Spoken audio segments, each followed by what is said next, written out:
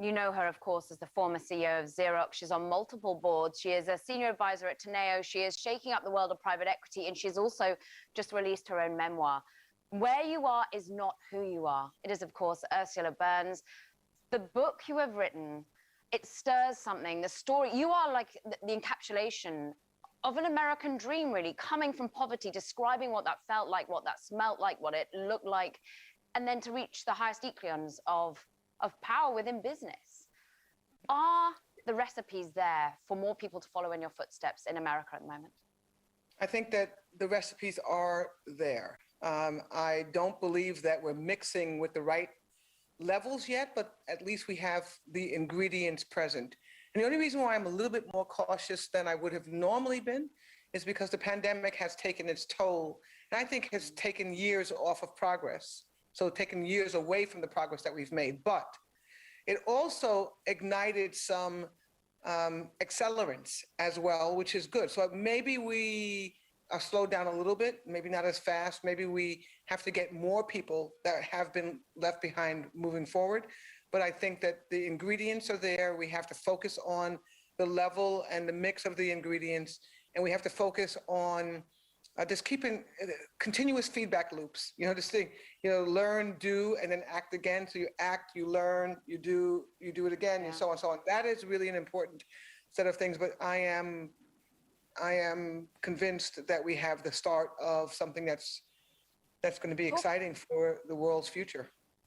Talk to us about your feedback loop. I mean, your memoir goes into really what helped catapult you, the story of your mother, what a force she was in driving you forward, wanting you to get outside of your neighborhood into a better place, you write it as, but also some of the impediments that you saw that, teach us the fact that one school, one university you wanted to go to said, look, you've got to swim a lap of a pool. And, well, that's not something that inner city kids did. Are we starting to break out of those hidden frictions that stop people of color or people from lower incomes being able to climb in the way that they should? Yes, we are. Not fast enough. Some of this stuff is hidden. Some of it is purposely obscure. But, the social media, technology, word of mouth, whatever it is making it less and less possible for you to be deceitful. If you get my drift, not that these places were necessarily deceitful, but non-transparent. So I do believe that there is progress here, but something as simple as when I was going to college, this requirement that you swim a lap. Before I even spoke to anyone, I looked at this school and said, well, I'm not going to go. I'm not even going to apply there. I don't swim.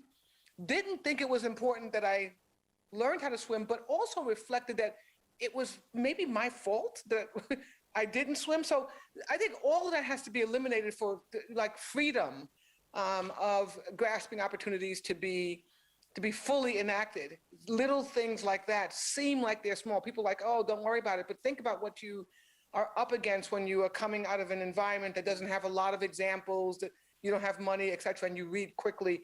Oh, and by the way, you have to be able to swim a lap. And you're like, oh my God, that's just that's the needle that broke the back of the camel. And I think it's really, really, really important that we actually keep looking for these minor things and eliminating them.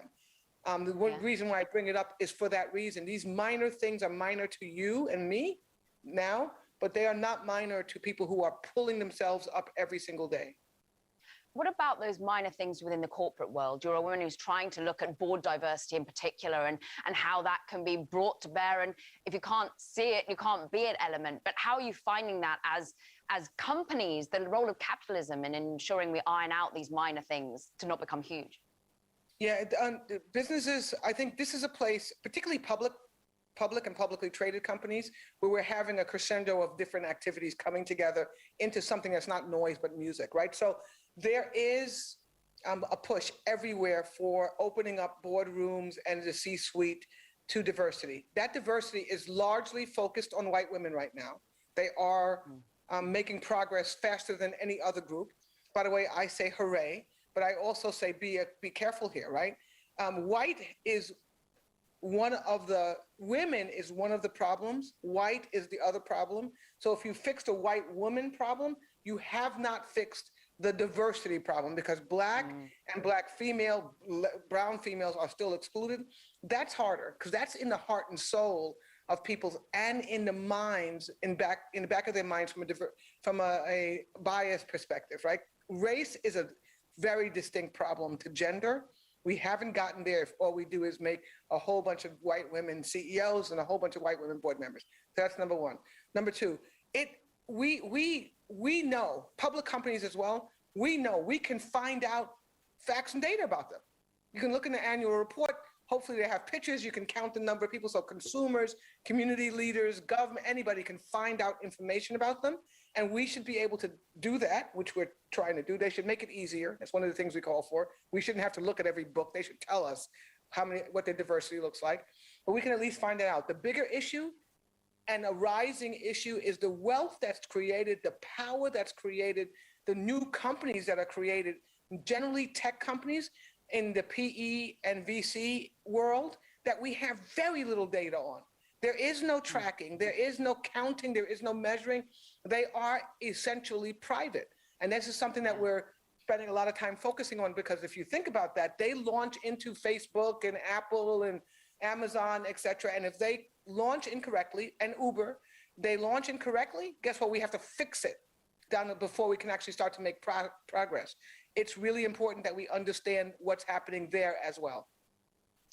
You're a global woman. You're a woman who has been living in London. You're now coming back to America with signs of optimism. I'm interested in, as you ran a global business, and we're speaking at a global forum here, Middle East, Asia, Europe, the US, are there areas where are getting it right from your perspective?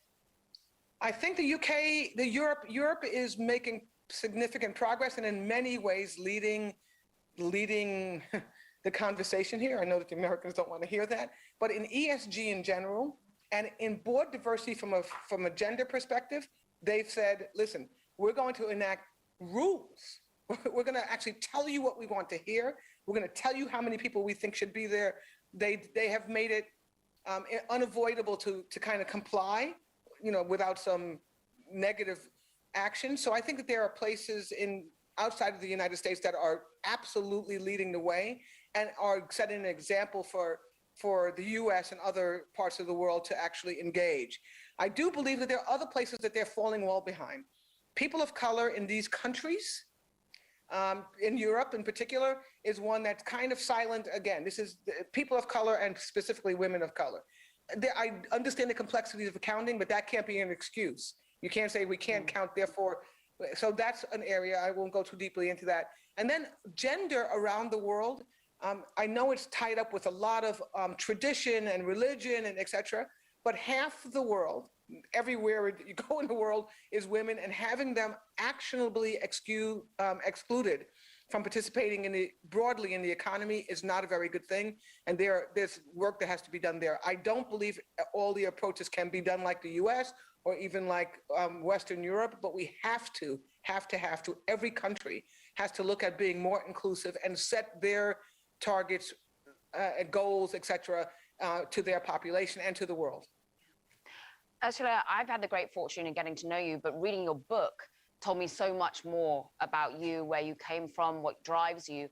But what many might not know is, of course, that you left the US because you almost despaired of where the direction it was going. That was hard for you, away from your family, particularly in a time of COVID. You've now come back. What does that say about you? What does it say about America right now?